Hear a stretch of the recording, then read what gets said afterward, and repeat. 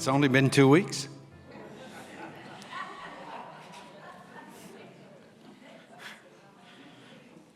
Remember that old saying, meant as a curse, may you live in interesting times? These are really interesting times and really worrying times. I don't even know where to begin. I have this inner voice that whispers to me, pace yourself. We're only 2 weeks into this 4-year drama. Another voice shouts at me, don't wait, engage. It's a difficult time to be a religious leader. I always felt that the rabbinate is a calling, and that even in times of intense anxiety, especially in stressful times, it's the highest of privileges and an immense honor to help people, to comfort the afflicted, and to speak truth to power. And it is especially in trying times that religious leaders prove their worth. Since October 7th, I've shared with colleagues that despite the immense pain, to be in Jewish leadership in these historic and difficult times for our community is a high honor. It's precisely when people need us most, and when history itself beckons that we can make the greatest contribution. Still, our country is so polarized, and the Jewish community is so divided, that whatever rabbis say will be immediately seen through the political lens of one's rose-colored glasses. Some will agree, some will disagree, and others will query, why are rabbis even talking about this at all? I know this and accept it patiently and lovingly. I share, especially with younger colleagues, that if you're not up to it, emotionally or intellectually, if you cannot afford or are unwilling to pay this price of admission, you might not be in the right vocation. Take, for example, the beautiful sermon delivered by Reverend Budd at the National Prayer Service the day after the inauguration in Washington, D.C. It prompted immediate and scathing rebuke and demands for an apology from the president, his family, staffers, and supporters. I read the sermon in its entirety several times. Reverend Budd preached that unity is the threshold requirement for people to live together in a free society. It is not conformity, she clarified. Rather, unity is a way of being with one another that encompasses and respects differences, that teaches us to hold multiple perspectives and life experiences as valid and worthy of respect, to genuinely care for one another, even when we disagree. Reverend Budd cautioned that the culture of contempt that has become normalized in our country threatens to destroy us. Why was this contentious? What was controversial about it? Apologize for what? The outrage proves her point.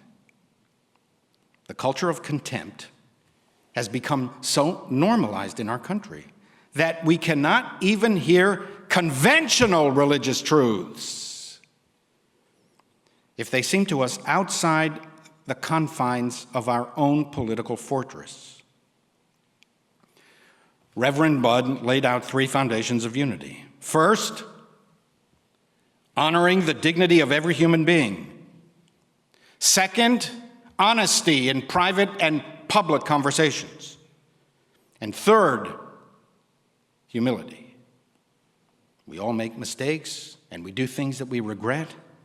We all have our blind spots and biases, and thus, She said we should avoid convincing ourselves that we're always absolutely right and someone else is absolutely wrong, because then we are just a few steps away from labeling ourselves as the good people versus the bad people.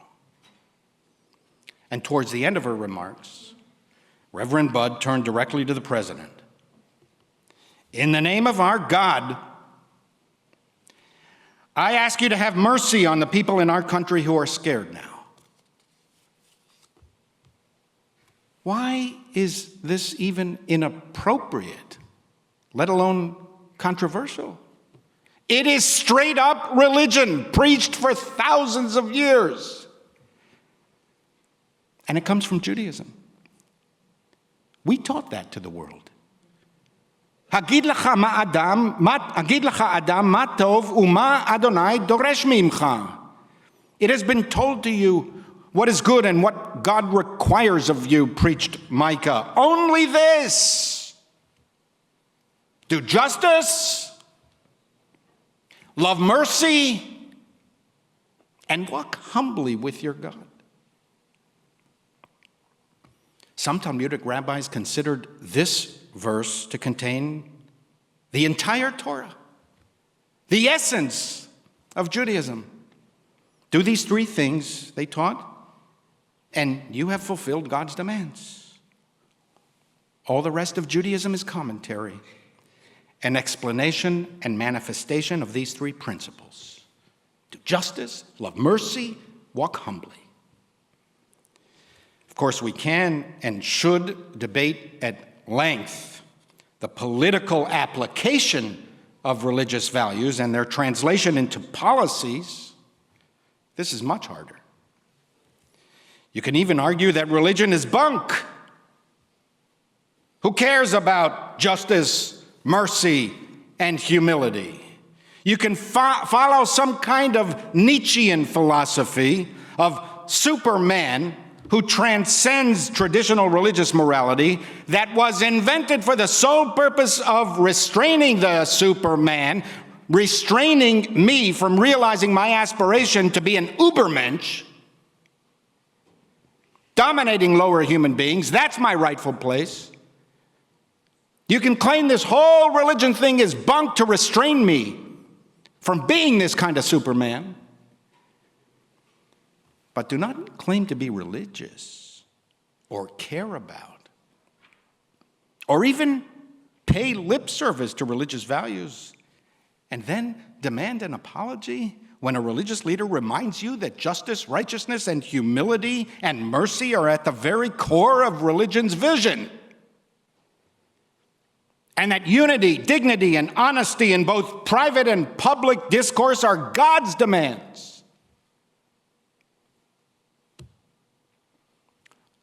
Our synagogue is not partisan. You can be partisan. We cannot. We do not endorse or fund political parties or candidates. We do, however, care deeply about policies. Policies represent the collective morality of the American people. And our tradition insists that we are obligated to speak out upon such matters. Here at the dawn of a new American era, I want to lay out three Jewish principles that our synagogue is unalterably committed to and will uphold loudly and proudly when they are challenged. 1, we are committed to the protection and advancement of American democracy. Democracies are good for the world, good for their people, and very good for the Jews. We rarely think of the fragility of democracy. We tend to assume that America is indestructible. It's not true.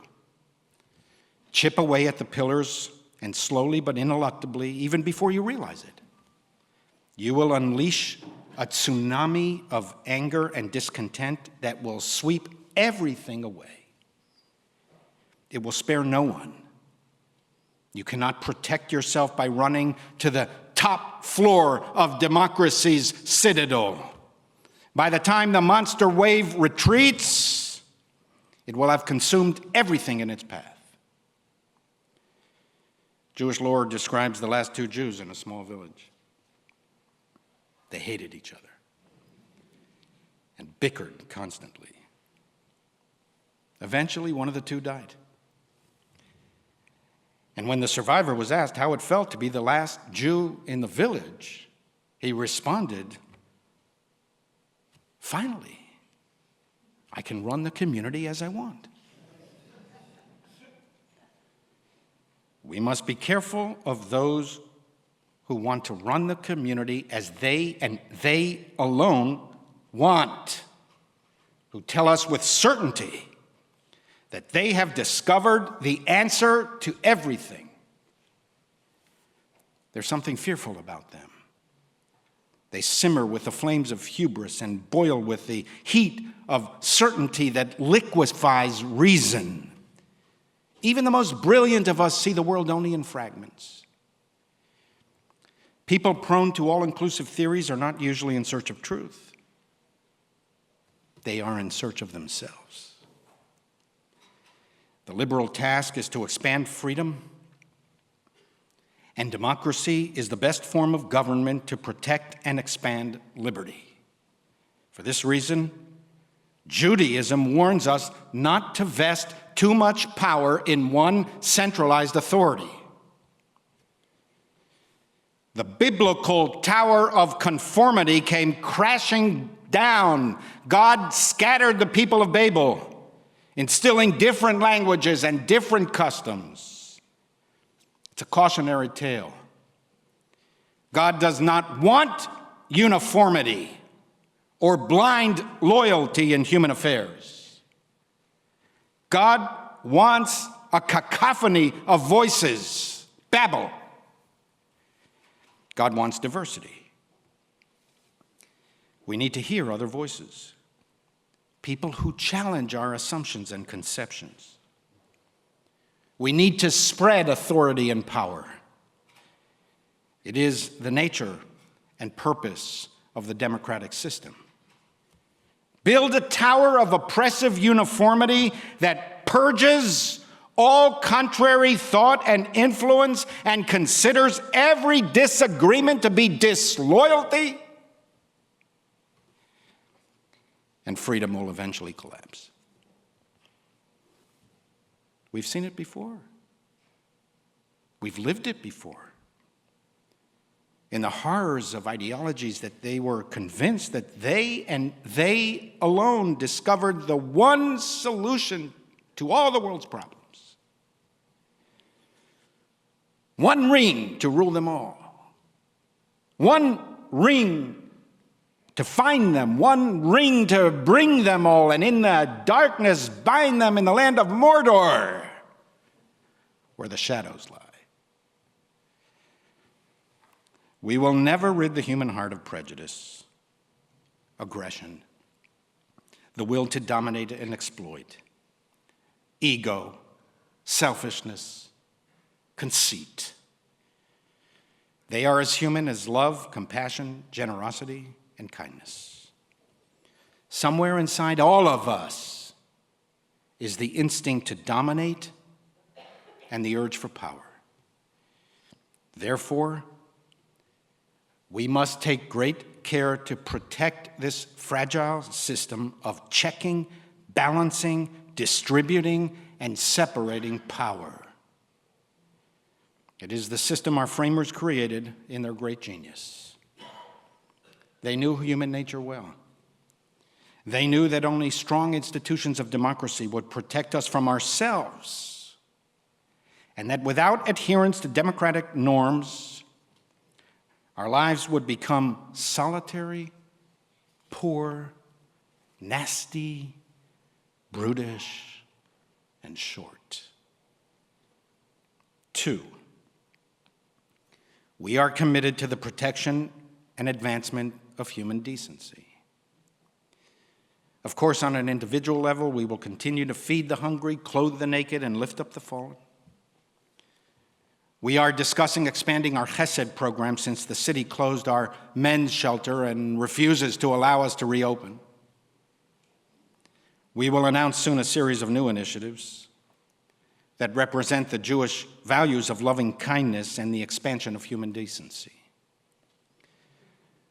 But we must also participate in the national debate over policies.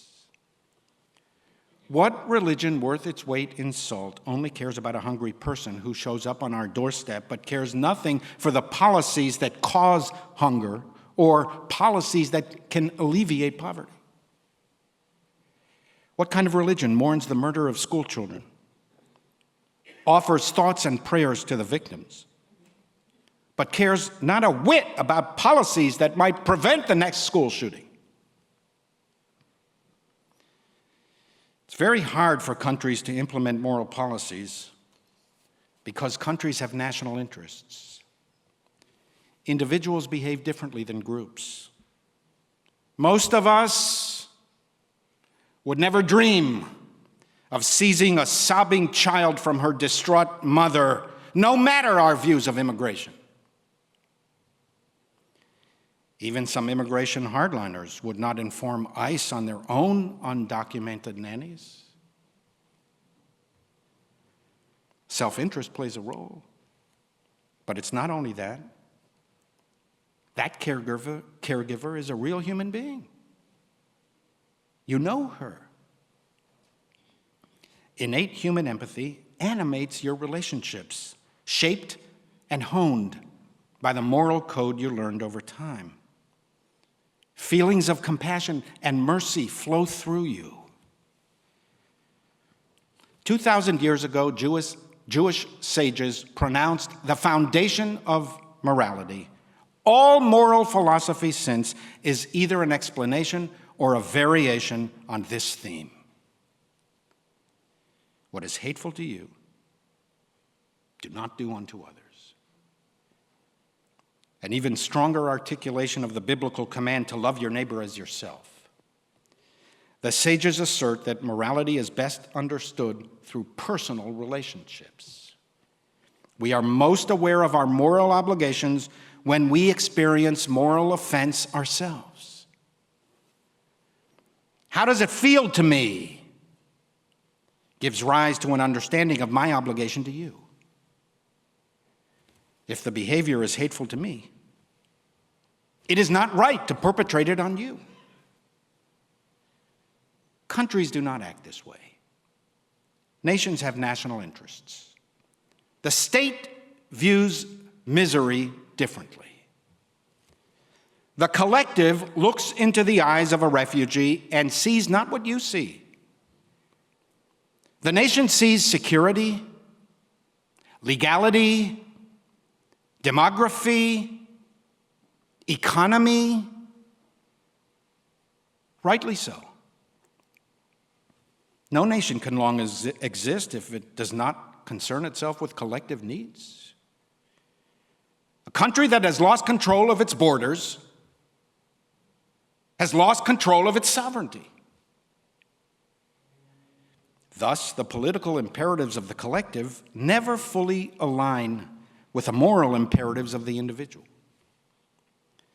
Knowing that collectives think more about power and interests and less about morals and values, it is the job of every morally sensitive individual to help align national policy with moral probity to the extent possible. Year after year, generation after generation, century after century, we seek to tame the human animal, pacifying our destructive impulses and bending the collective's behavior more towards the long arc of justice. While the state has national interests and must be powerful to ensure human happiness, it must also be just. Otherwise, the internal contradictions will overwhelm us, weakening the nation itself. In free societies, moral cohesion is what makes us strong. Some of our greatest leaders understood this. Let us have faith that right makes might, said Abraham Lincoln. And in that faith, let us, to the end, dare to do our duty as we understand it.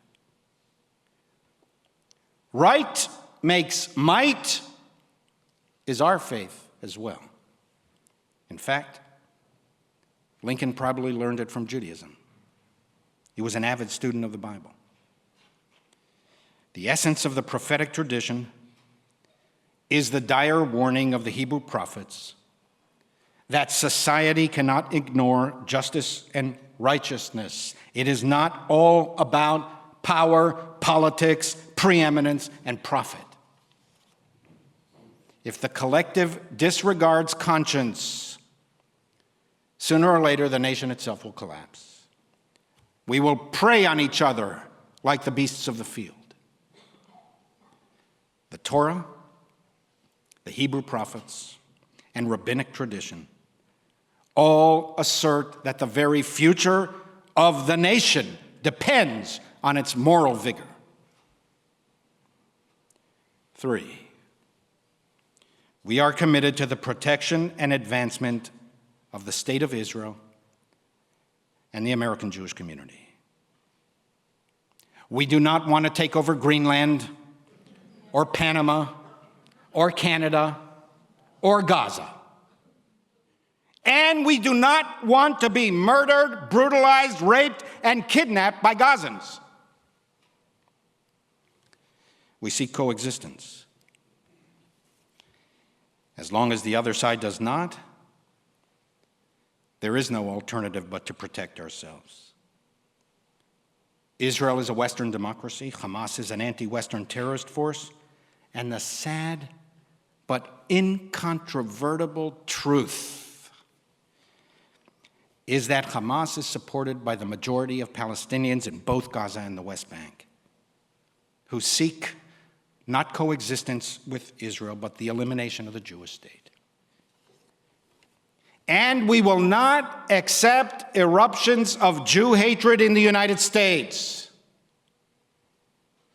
We will not accept the cries, Jews go back to Poland, especially from people who have lived in our country for a fraction of the time that we have lived here. The hypocrisy, even betrayal, is maddening. For decades, Jews fought for liberal immigration policies in the United States. We urged the acceptance of refugees from Arab and Muslim lands, the embrace of those persecuted, oppressed, gassed, and brutalized by their own rulers, irrespective of their religious or political views. For decades, we advocated that. And now, some of those very people who came here as a result of liberal immigration policies turn against the Jewish community with cries, "Go back to Poland," resounding with exterminationist echoes. We will support efforts to tame anti-Semitism on American campuses and enforce the constitutional requirement of equal protection of Jews. We will speak out against anti-Zionists in all arenas, including Jewish ones. In this week's Torah portion, Beshalach, the Exodus from Egypt reaches its climax. There, by the shores of the sea, God finally destroyed Pharaoh's army. Egypt represented the taskmaster: injustice, cruelty, arrogance, and the first ever genocidal intentions against our people. They were so filled with feelings of superiority that it never dawned on Pharaoh, the charioteers and foot soldiers of Egypt, that the sea might close in on them. They just marched straight through. Such was their determination to reclaim their slaves. Even when they were drowning, they still pursued their slaves. Bertolt Brecht wrote a poem containing these words.